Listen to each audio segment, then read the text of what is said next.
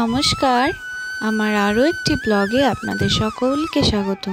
আশা করছি সকলেই ভালো আছেন ও সুস্থ আছেন। আজকে অনেক দিন পরে আরও একটা ব্লগ শুরু করছি। তো এখন সকাল 8:45 বা 8:10 এইরকম মতো বাজে। তো আমি আর শ্রাবণীদি যাচ্ছি একই টোটোতে। তো এখন দেরি করেই স্কুলটা শুরু হচ্ছে। এখন হচ্ছে এক্সাম চলছে আমাদের, তাই একটু দেরি করেই শুরু হচ্ছে। তো এখন আমরা যাচ্ছি। অনেক দিন হলো যে সকালবেলার আপনাদের সঙ্গে দেখা হচ্ছে না বা সকালবেলা ব্লগ করছি না, তো ভাবলাম যে দেরি করে যেহেতু যাচ্ছি তো ব্লগটা শুরু করি।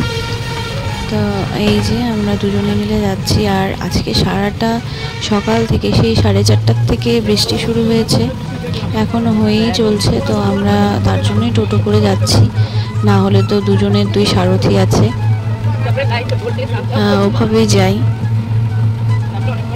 এই বৃষ্টির দিনগুলোতে না খুব অসুবিধা হয়। আর এই যে আমাদের মায়ের থান, মন্দিরে আর যাওয়াই হচ্ছে না যে আপনাদের একটু ভিডিও করে দেখাবো। মন্দিরটা খুব সুন্দরভাবে গোছানো হয়েছে, চারিদিকটা এত সুন্দর না, ভেতরটা তো ভীষণই সুন্দর। এখন নতুন মূর্তিও এসছে। তো এই যে আমরা স্কুলেও চলে এসেছি, আর উপরে প্রার্থনা শুরু হবে। তো দাদামণি ফুল নিয়ে এসেছিল, গাছের ফুল।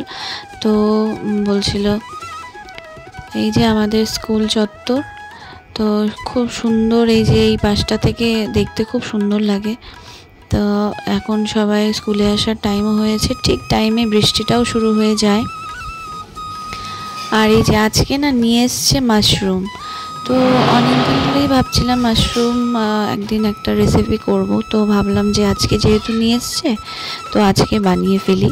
তো প্রথমে মাশরুমগুলোকে ভালো করে ধুয়ে তারপরে গরম জলে, জলটার মধ্যে লবণ দিয়েছি, জলটাতে ভালো করে ফুটিয়ে কিছুক্ষণ সেদ্ধ করে নেব। তাহলে হচ্ছে মাশরুমের ভেতরে যদি কোনো নোংরা থেকে থাকে, আর মাশরুমটা একটু নরমও হয়ে যাবে। মাশরুম সহজে গলে যায় না, তো এটাই হচ্ছে মাশরুমের একটা ব্যাপার। তো এই যে আমি সেদ্ধ করে এই যে জল ঝরিয়ে রেখেছি, এই যে হালকা একটু নরম হয়েছে। তো খুব সুন্দরভাবে মানে কষিয়ে রান্না করলে খুব টেস্টি হয়, মাংসের মতন করে কষিয়ে রান্না করলে। তো এই যে আমি আদা রসুন বাটা, পেঁয়াজ বাটা আর লঙ্কা জিরে বাটা করে নিয়েছি, পেঁয়াজ কেটে নিয়েছি। তো এই যে কড়াই গরম হয়ে গেছে, এখন তেল দিয়ে দিচ্ছি। তারপরে লঙ্কা ফোড়ন দিয়ে, লঙ্কা আর সাদা জিরে ফোড়ন দেব। এই ফোড়নটা একটু ভাজা হয়ে গেলে তারপরে পেঁয়াজ যে কুচিয়ে রেখেছিলাম সেই পেঁয়াজটা দিয়ে দেব। পেঁয়াজটা যখন হালকা হালকা একটু কালার আসবে তখন হচ্ছে আলু দিয়ে দেব। আলুগুলো সুন্দর ভাজা হয়ে যাবে। এই যে পেঁয়াজটা একটু লাল লাল হয়ে গেছে, আর আমি আলুগুলো দিয়ে দিচ্ছি। আলুগুলো না ছোট ছোট করে কেটেছি, বেশ মুখে পড়লে ভালো লাগে, আর বড় বড় করে কাটলে না কেমন একটা জানি লাগে।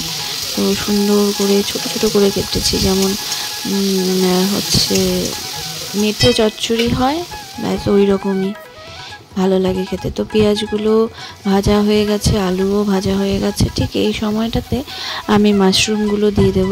মাশরুমগুলোকে দিয়ে একটু সুন্দর করে ভাজা ভাজা করে নেব, তাহলে মাশরুমের যে একটা হালকা গন্ধ থাকে সেটা চলে যায়। তো আপনারা যদি চান তাহলে এটার মধ্যে একটু লেবুর রস দিয়ে দেবেন। লেবুর রসটা দিলেও ফ্লেভারটা ভালো আসে, খেতেও ভালো হয়। তো এই যে আমি সুন্দর করে নাড়াচাড়া করে ভাজা ভাজা করে নেব। তারপরে ভাজা হয়ে গেলে তারপরে মশলা দেবো। এই যে ভাজাও হয়ে গেছে, এখন আমি সব মশলাগুলো এক এক করে দিয়ে দিচ্ছি। এই যে মশলাটা দিয়ে সুন্দর করে নাড়াচাড়া করব। মশলাটা দিয়ে অনেকক্ষণ কষাতে হবে। এই যে ঢাকা দিয়ে রেখেছিলাম, এখন ঢাকাটা তুলে দেখছি, এই পাশ ওই পাশ করে নেড়ে দিয়ে আবার একটু ঢেকে দিয়ে রান্না করব। যতক্ষণ বেশিক্ষণ ধরে কষাবো তত বেশি টেস্ট হবে খেতে, কারণ কষানোটা ঠিক না হলে মানে স্বাদটাও ওঠে না।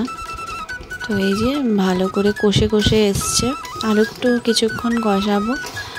তারপরে লবণ, একটু সামান্য চিনি দেব যাতে ভালো হয়।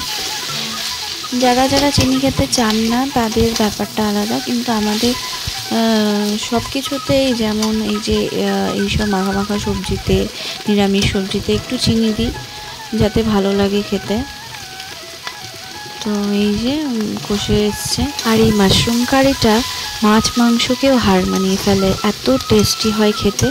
আপনারা একদিন ট্রাই করবেন এইভাবে রান্না করে, তো এটা ভীষণই টেস্ট হয় খেতে।